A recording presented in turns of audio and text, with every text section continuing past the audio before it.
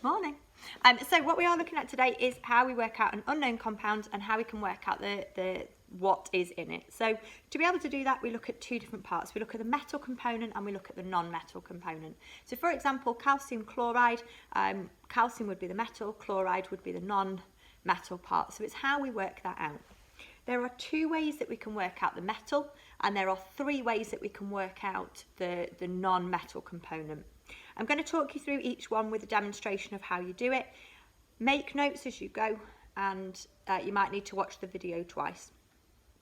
So the first way, we're going to do the two metal ones first. So this is how we use flame tests to work out the metal ions. So what you will get in this is a Bunsen burner for the flame. You'll get hydrochloric acid and you will get a metal loop.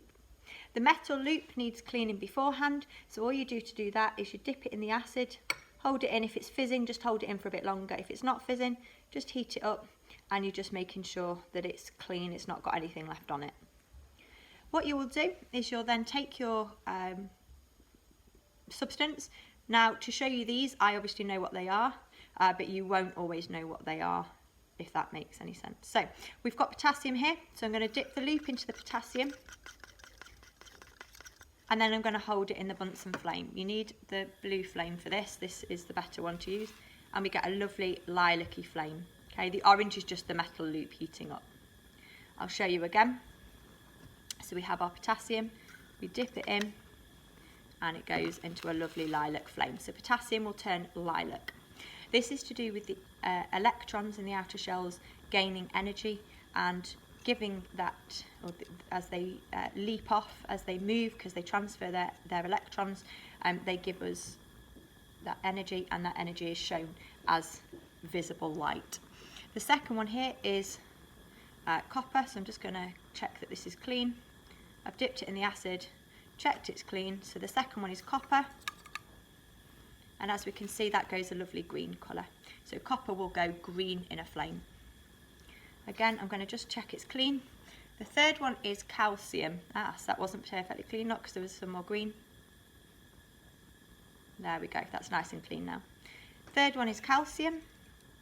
Calcium goes a dark orange red, so we call that an orange red colour. It's darker than it usually would be. Again, just check it's clean, which it's not, because we've got, there we go back to the pale orange. The next one we're looking at is sodium. Sodium goes a yellowy orange. We class that as yellow. Again, just check it's clean. And the final metal you need to know is lithium. Lithium goes a nice crimson colour. I'll show you that one again. That wasn't particularly clear, that one.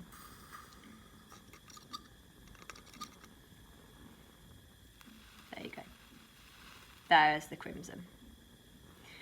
So that's the first method we use to help us to work out the metal ions is flame tests.